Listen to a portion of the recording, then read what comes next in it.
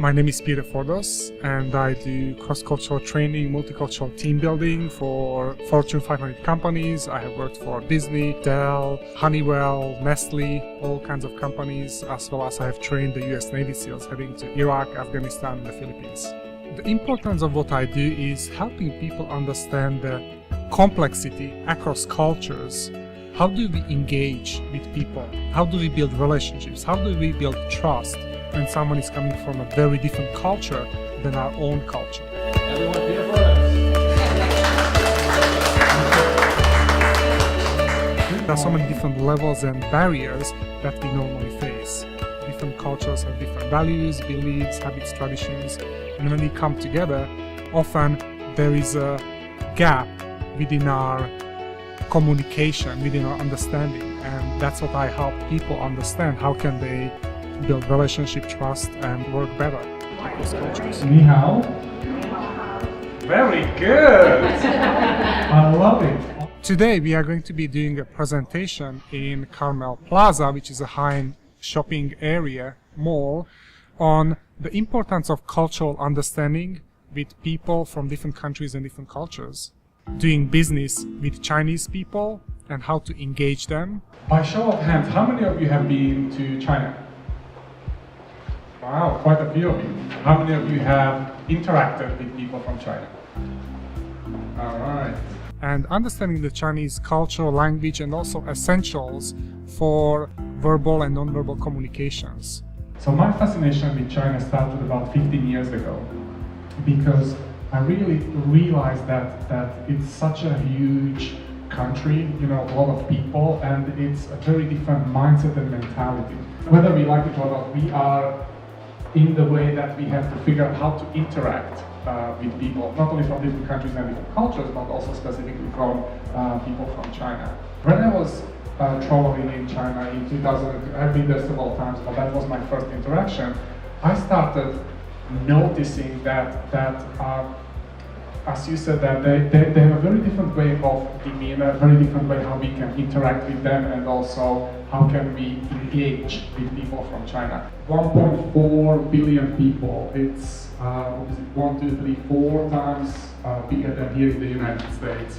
And there are about 300 million Chinese who are stepping into the middle class, and I was reading it recently that by 2020 it's probably going to be even 600 million people. So what that really means is that there is a lot of buying power, not only in China, but they are also buying properties, goods, traveling. They are really enjoying that wealth. There are about 1 million millionaires in China. Chinese people spent $2.2 billion here in California, I think in 2012. And when they come up, of course, they come for a variety of different reasons, but some of them, they can spend anywhere between $2,500 to $3,000 per trip. So they do this for many different reasons.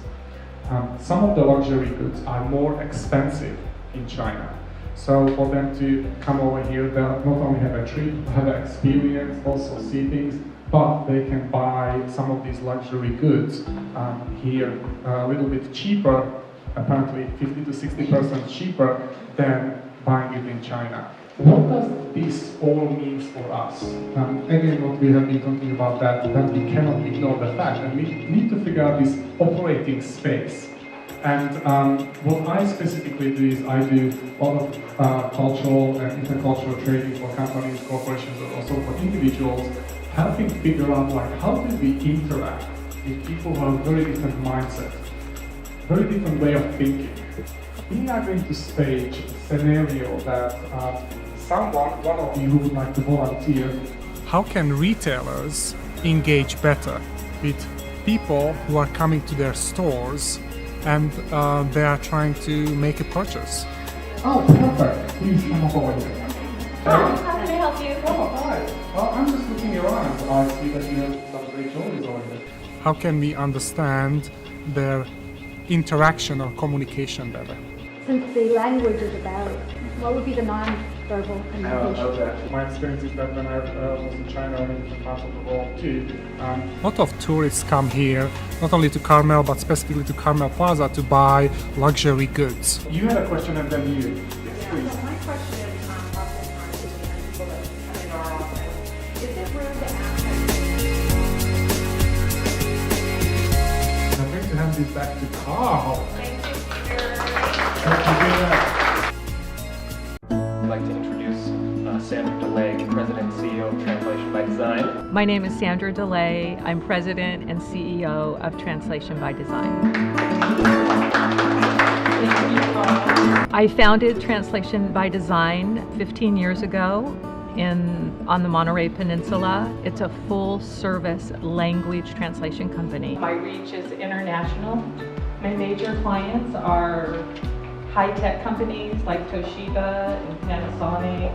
We provide written translation services, documents, contracts, agreements. We provide in-person interpreters for legal hearings, for conferences. We travel to China, we travel to New York, we provide interpreters in Africa. When I got this opportunity to work here locally in the tourism market, it was like so exciting. It's like, this could be fun. This could be supporting local businesses. We also do website localization. Localization is the process of not just translating a website. It is localizing all the nuances in that particular language and culture. So for an example, with China, they love red, but don't ever use green because green has a bad connotation for them. So you have to make sure you're working with a team that is local to that country and culture and understands it.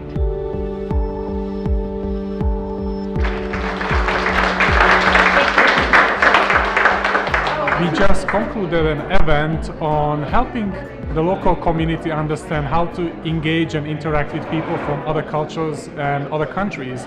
And the event went really well. We had a lot of questions and engagement from the participants, and we look forward to doing the next one.